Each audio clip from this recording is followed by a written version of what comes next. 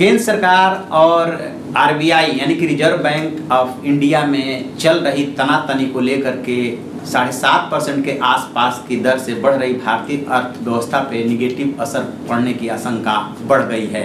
आखिर सरकार और आरबीआई के बीच में इतनी तनातनी क्यों बढ़ी कि दोनों एक तरह से आमने सामने आ गए हैं, मैं इस पे बात करूंगा। मैं हूं विद्याशंकर तिवारी, इंडिया न्यूज के डिजिटल चैनल इन खबर के लिए।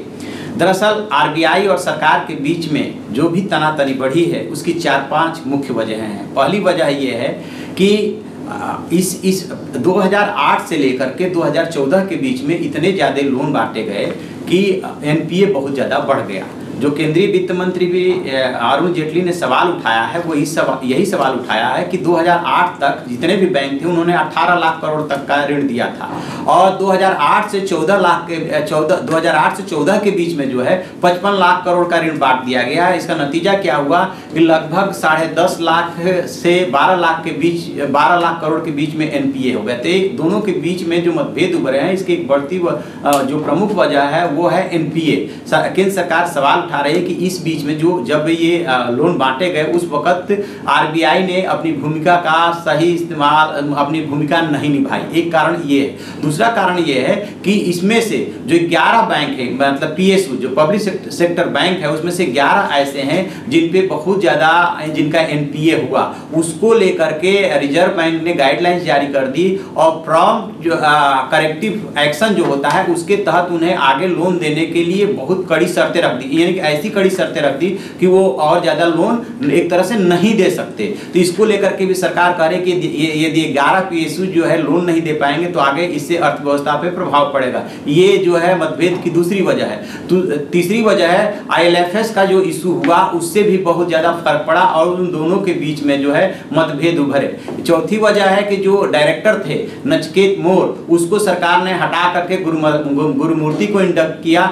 माना यह गया कि शायद गुरुमूर्ति को सरकार इसलिए ले आई है कि वो अपना वहाँ पे आरबीआई में अपना हस्तक्षेप चाहती है, उसकी पॉलिसी बनाने में वो अपने इंटरफेयर कर रही है। इसकी वजह से भी आरबीआई गवर्नर और सरकार आमने सामने आई। तो ऐसे ढेर ब्याज दर घटाने को लेकर के भी दोनों के बीच में मतभेद बढ़े। सरकार कुछ और चाहती है, आरबीआई कुछ और चाहता है। दरअसल आरबीआई इस समय ये चाह रहा है कि जो भी एनपीए बढ़ा है या जो भी हमारी अर्थव्यवस्था है उसको लेकर के जो भी उसने शर्तें निर्धारित की है उन शर्तों का या जो भी रूल रेगुलेशंस लागू किए हैं उनका कड़ाई से बैंक फॉलो करें।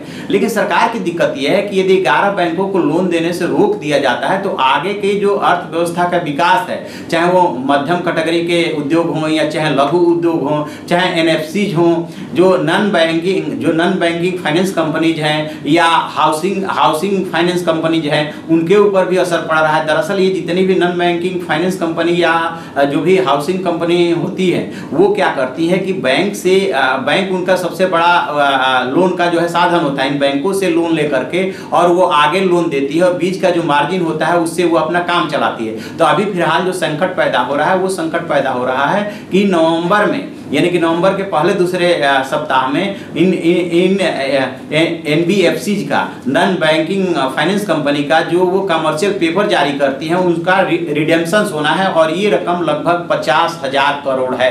यदि इनको रोल ओवर नहीं किया गया, यानी कि रोल ओवर से मतलब यदि आम आदमी की भाषा में बात करें तो इन्हें एक तरह से देने के लिए दोबारा से मौका नहीं दिया गया, रीस्ट्रक्चर नहीं किया गया तो बहुत बड़ी समस्या खड़ी हो जाएगी। इसके लिए एनबीएफसी जो है सरकार पर दबाव बना रही है कि इस बारे में वो आरबीआई से बात करो और डिसीजन ले, क्योंकि यदि इस तरह से सबके साथ इतनी कड़ी शर्तें लागू की जाएगी तो उससे अर्थव्यवस्था को झटका लगेगा। अब देखना यह है कि सरकार जो है इस मसले से कैसे निपटती है, आरबीआई और अपने बीच के मतभेदों को कैसे निपटाती है।